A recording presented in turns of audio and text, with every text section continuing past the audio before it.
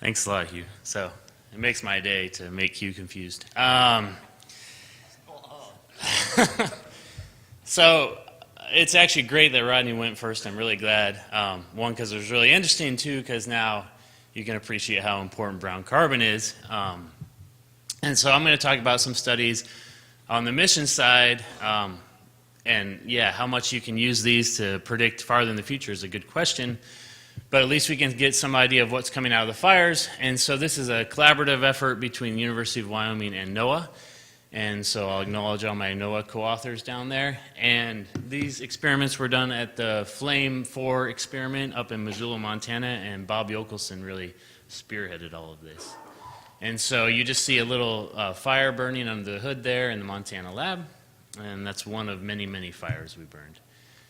And so, as Rodney referred to, what we're really worried about, so the first two talks of this session were very good in showing that we have a lot of uncertainty in what are the biomass burning emissions.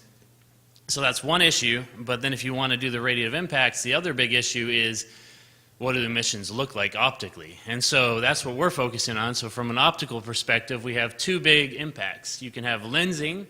So basically, the organic aerosol can focus more light on the black carbon core. That's a simplistic view, but than you would expect. And so this can enhance absorption by opposite factors of 2, people think, for reasonable organic loadings.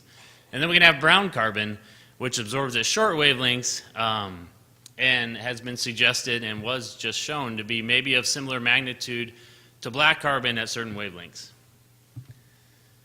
And so, again, we just need to remember biomass burning is probably the dominant source of absorbing aerosol in the world.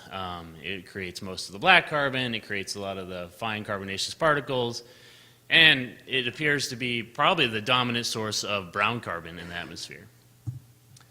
All right, so just to remind ourselves what we're talking about, so we're going to be referring to all these a lot in this talk, so it's good to remember. So single scattering albedo is just the ratio of scattering to absorption. If it goes to 1, it's a highly scattering particle. If it goes to 0, it's a completely absorbing particle. Then we have the Angstrom exponent, which just basically shows how dependent your absorption is on wavelength. The bigger that number is, the more you are just absorbing at short wavelengths. And then absorption enhancement is something I'm going to be using. And so as Rodney referred to, you can't just use direct optical methods of particles and determine what brown carbon is. So what we do is we denude the particles, we heat them up, and that allows us to give this an absorption enhancement number, and that's the particle absorption with coatings divided by the particle absorption if you put it through the denuder, try to remove all the organics. And so that can allow us, if you measure it at several wavelengths, to directly observe brown carbon. And so what do? So we measure absorption with a photoacoustic. This allows us to not use a filter, which has all kinds of painful corrections that I don't like to do. So we use photoacoustic, and we use it at 405, 532, and 660 nanometers, so red, green, blue. And then we duplicate the channels in the blue and the red to try to look for brown carbon so we can denude them in real time. And then we look at extinction in the same red, green, blue channels, and we also denude the red and the blue. And then finally, we run our denuder at 250 degrees C, and this is a number that's important to note when you talk about these studies. We use 250. That seems to remove most of the organics, but it doesn't char them. It doesn't turn them black. Of course, we may not be removing all the organics, so all these would be lower estimates of the volatile absorption. Okay, so there's some more flame 4 burning. And the main thing to point out is that Bob spent a lot of effort picking out what's relevant globally for these fuels.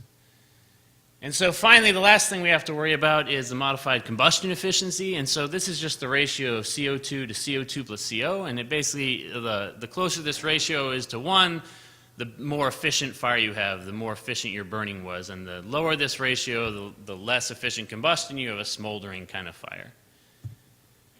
And so Sheng Liu and colleagues from Los Alamos took a lot of the data from Flame 4 and plotted it versus MCE and made this fit you see in red. And so this is their fit in red.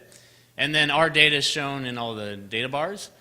And basically suggested that you can do a somewhat reasonable job of predicting SSA by looking at the correlation with the modified combustion efficiency, the MCE. And one thing we noticed immediately, though, is while you can do something there, at high modified combustion efficiencies, the data essentially becomes vertical, and this fit has very, very little skill. And so this is at 405. You see the same thing in the red at 660, and just at high MCEs, you don't have much skill in predicting how your single scattering albedo will drop off. And so we wanted to see if we could do better. A lot of fires actually burn in this modified combustion efficiency range, so it's kind of an important area. And so Rawad Saleh and colleagues at Carnegie Mellon did a really nice paper recently where they looked at brown carbon and suggested that the black carbon to organic aerosol ratio might be a way that you can kind of get at the optical properties of the brown carbon. So we tried to simulate this with our data, but we didn't have black carbon to organic aerosol measurements, and often people don't. So we decided we would try to simulate this optically. So the first decision we made, which was a big decision, is we decided we would work only in the red. And so this eliminates our measurements that we're using for this proxy to have any information about brown carbon. There should be basically no absorption in the red. So we looked at the absorption at 660, and we used that as a proxy for black carbon. This is very similar to how an atherometer or a PSAP would measure black carbon, so that's a reasonable thing to do. And then to approximate organic aerosol, we did something that's a little bit more of a stretch. We took the extinction of the dry particles minus the extinction of the denuded particles. So we're basically using the extinction as a proxy for organic mass. So it's not that crazy, but it is a little different than organic aerosol. But we'll call that the black carbon to organic aerosol proxy for the rest of the talk. So interestingly, when you do that, the data lines up much more nicely. You don't get this vertical stripe, and the single scattering albedo seems to be predicted quite well by this proxy. So maybe this organic aerosol to black carbon ratio is telling us something more than just the modified combustion efficiency.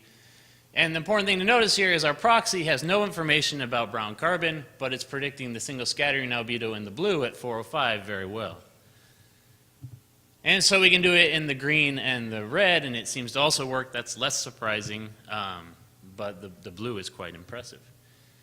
So then we look at the Angstrom exponent. You don't need to look at the details of this graph. The only thing I wanted to show is I was actually surprised that the Angstrom exponent formulation works so well for burns that clearly have a lot of brown carbon, and we'll show why they have a lot of brown carbon in a second, but this formulation does seem to work even when you have brown carbon, at least if it's mixed with black carbon. These lines are linear. That's the main thing to take away.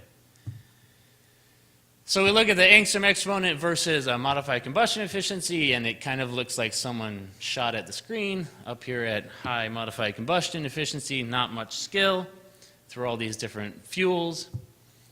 And then we looked at it versus our proxy, and again, this seems to spread the data out much, much better. So that's interesting that this proxy for BC to OA ratio seems to do a better job. Okay, but now we want to understand what's going on, what's driving these absorption, and how much brown carbon is there really. So we get to our direct measurement of brown carbon. So first we looked at this absorption enhancement. This is our ratio of the absorption of the pure particle to the absorption of the denuded particle versus the Angstrom exponent, and it seems to predict the Angstrom exponent quite well. And so what's going on? Well here, so this is really one of the big graphs. So we're showing the bars. The blue bar shows how much absorption enhancement you have in the blue wavelength, and the red bar shows how much absorption enhancement you have in the red wavelength.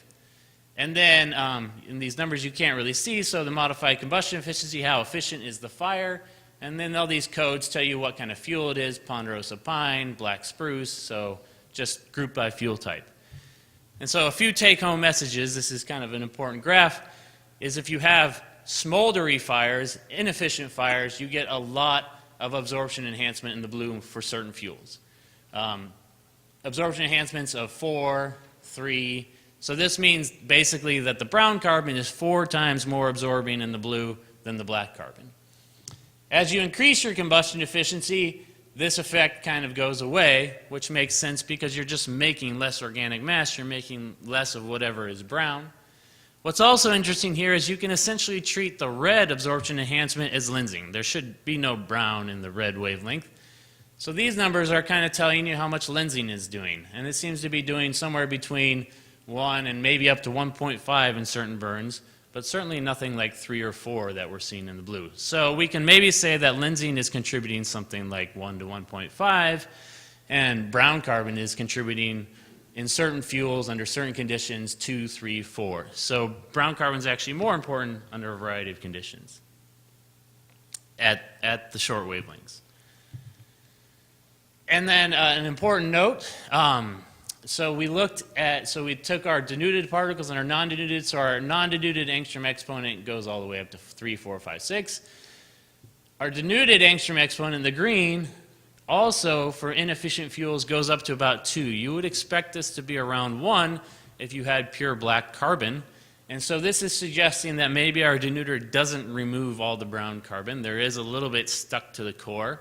So all those absorption enhancements where we saw brown carbon was 3 times, 4 times more important than black carbon are actually lower bound estimates. It may be even more than that. So it is very significant coming off the source, especially for smoldering fires.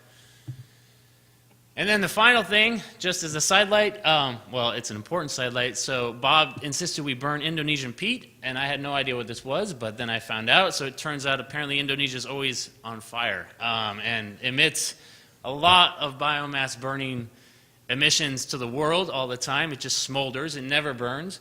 And so what we noticed is we had to light it on fire. So it's flaming here. That's not something that happens in the real world. And then in the blue, you see the absorption in the blue. In the green is actually the denuded in the blue, and then the other ones are the red wavelengths.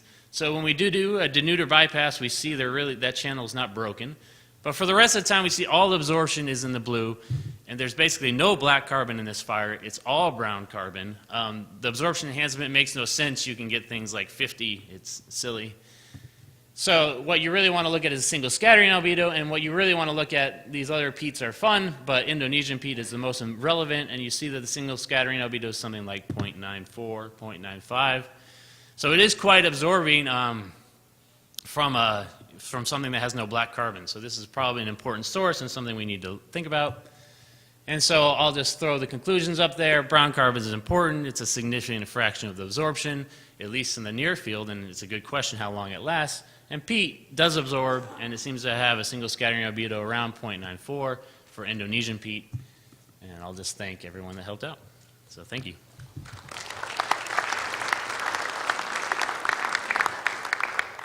Question for Shane.